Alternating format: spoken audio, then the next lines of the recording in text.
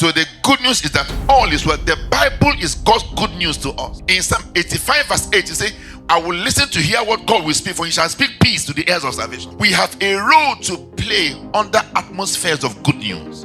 Number one role, be in agreement with what God has said. We must agree to what God has said. When good news breaks out, be on the path of what God has said. In the story of the 4 lepers, remember, when food was so scarce in the land, the prophet comes and says, by this time tomorrow. But there was an economist who was on ground. He turned and said, from history, even if God opens windows in the sky, that this thing you said can never become a reality. Please hear me and hear me very well. Under atmosphere of good news, some believe, some don't believe.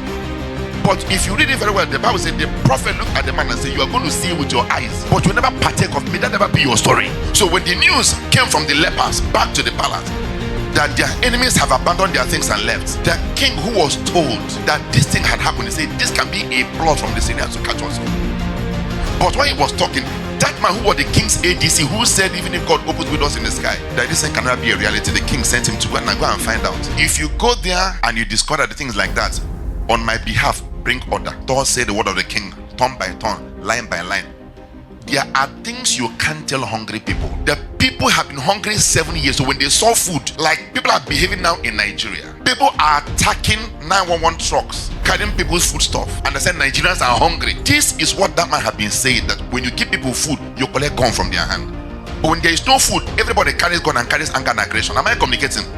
The Bible says when the man came to tell the people, hey, calm down, turn by turn, line by line, hungry people didn't listen. And the Bible said that they ran over the man and they bring it to come to pass. That thing the prophet said to him, you are going to see with your eyes but never eat with your mouth.